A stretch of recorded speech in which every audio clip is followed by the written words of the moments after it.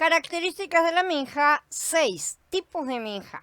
Cuando una persona presente una ofrenda de harina a Yahweh, su ofrenda será de flor de harina. Verterá aceite sobre ella, le pondrá olíbano y se la presentará a los hijos de Aarón, los sacerdotes. Los sacerdotes tomarán de ella un puñado de su flor de harina y aceite, así como todo su olíbano, y esta porción simbólica se convertirá en humo sobre el altar como ofrenda encendida de olor grato a Yahweh. Y el resto de la ofrenda de comida será para Aarón y sus hijos, porción santísima de la ofrenda encendida de Yahweh. Cuando presentes una ofrenda de comida asada al horno, será de flor de harina, tortas sin levaduras mezcladas con aceite o galletas sin levadura untadas con aceite.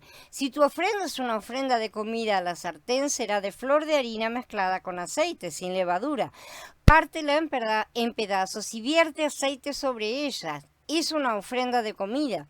Si tu ofrenda es una ofrenda de comida en cacerola, la harás de flor de harina en aceite. Cuando presentes a Yahweh una ofrenda de comida hecha de cualquiera de estas maneras, se la traerá al sacerdote, quien la llevará al altar. El sacerdote sacará la porción simbólica de la ofrenda de comida y la convertirá en humo sobre el altar como ofrenda encendida de olor grato a Yahweh. Y el resto de la ofrenda de comida será para Aarón y sus hijos, una porción santísima de la ofrenda encendida de Yahweh. Vayikra 2 del 1 al 10, ¿sí? Entonces, los 5 tipos de minja son los siguientes. El crudo es el minja solet, ¿sí? Que es la flor de harina mezclada con aceite y eso le coloca el olíbano, ¿no es cierto? Cuando una persona presente, entonces, esta ofrenda será de flor de harina, verterá aceite sobre ella, le pondrá olíbano, se la presentará a los hijos de Aarón, los sacerdotes, ¿sí? Los sacerdotes tomarán un puñado de su flor de harina y aceite, así como todo su olíbano. Esto está en Vayikra 2 del 1 al 2.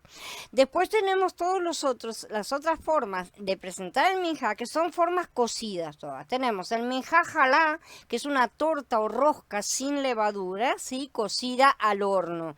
Cuando presentes una ofrenda de comida asada al horno, será de flor de harina, dice, ¿no es cierto? Y sigue explicándolo como ya leímos en Vayikra del 2 al 4. Acá yo les dejo la porcioncita que le corresponde a cada una de estas ofrendas. Después tenemos el minjá rakik, que son una especie de galletas sin levaduras cocidas al horno, pero son más secas, por así decir, más bajitas, más sequitas.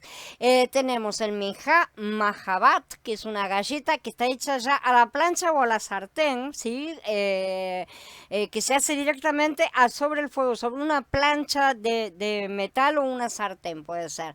Y en la quinta es el minjá marjeshet, ¿sí? Que es una galleta a la cacerola, ¿sí? Esas son las formas diferentes que se podía preparar esta harina, ¿sí? Siempre sin levadura. La minjá que recibían los sacerdotes entonces era harina y aceite básicamente. Ellos podían hacer con esto lo que quisieran, o sea, con el sobrante, obviamente. Sí, también estaba permitido que la persona que ofrecía la minjá la trajera ya cocida en su casa. O sea que acá tenemos una cosa en la cual el sacerdote no interviene en la preparación, como interviene en los sacrificios, ¿sí? La persona misma es la que puede preparar su ofrenda y la podía presentar ya horneada a los sacerdotes. Si hacía esto, tenía que hacer tortas o panes sin levadura, siempre de flor de harina y aceite, después dividirlos en trozos, ¿no es cierto? Y derramar el aceite sobre ellos.